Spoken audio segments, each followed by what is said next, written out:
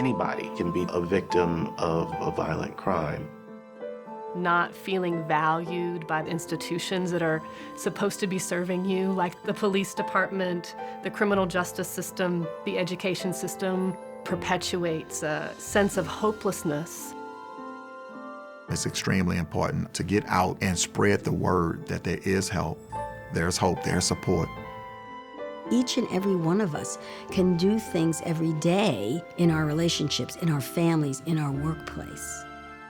It takes all of us together, not just one agency, one shelter, one program. We need a continuum of services so that we can meet victims wherever they are.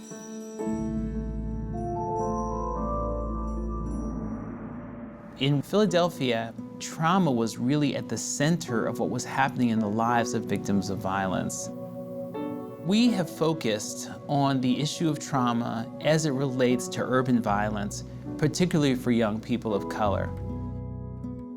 Trauma-informed care is really recognizing how chronic stress, exposure to violence has an impact on a person's behavior. All of those things feed back into that cycle of violence. Healing Hurt People is a hospital-based violence intervention program. The young people that we work with, they've been shot, stabbed, or assaulted. People in this room, everyone in this room is at a different stage of healing. We have worked to identify some of the gaps in victim services for the young people. And the sad part about it is that our young people don't really know all of the resources that are available to them. Many of these young people have been viewed as bad.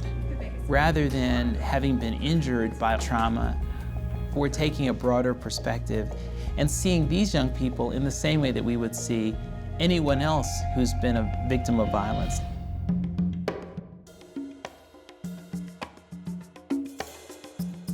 I love Los Angeles. We are a vibrant, vibrant community.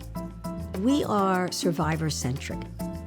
What we try to do is, as a leadership organization, create environments so that people can talk about the roots of violence and engage with one another.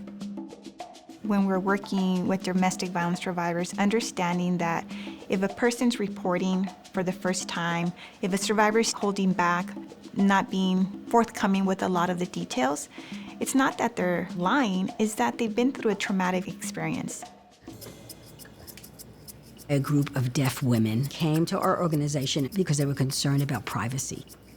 We started a program that dealt with sexual and domestic violence for the deaf community and people with disabilities, very much targeted for them, aimed at their needs.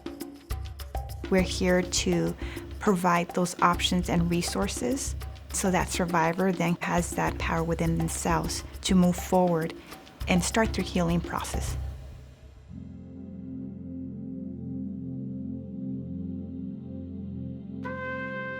From every disaster comes a silver lining.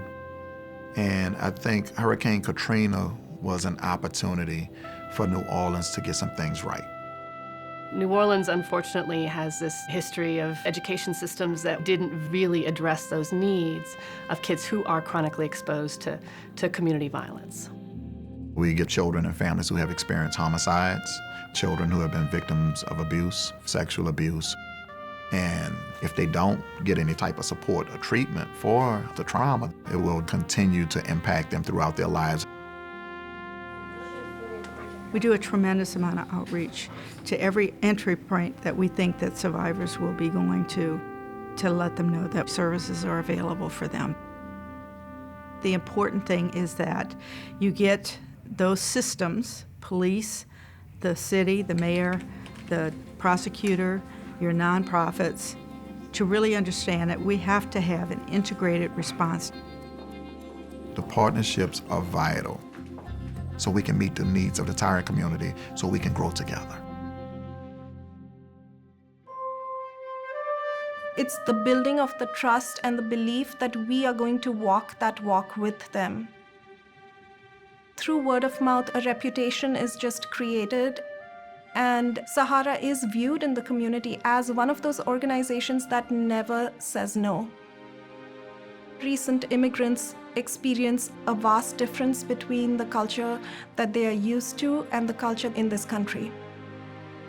That frustration sometimes gets expressed as anger and ultimately violence. They can target easily their spouses and their families because there probably won't be a complaint. When English is not a first language, the system just becomes that much more difficult to navigate. Telling the story to someone that's genuinely listening and not questioning them, or they don't have to prove themselves, that's very empowering. That's good. We are listening not only with our ears, but with our hearts. Without that, there would be a lot of victims that stay silent.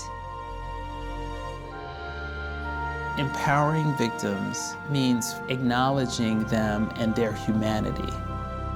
As humans, we are social beings, and we do best when we are in healthy families, healthy communities. Working together, we have a collective impact. When you're empowering victims, you're giving them hope. Hope in themselves and hope in their future.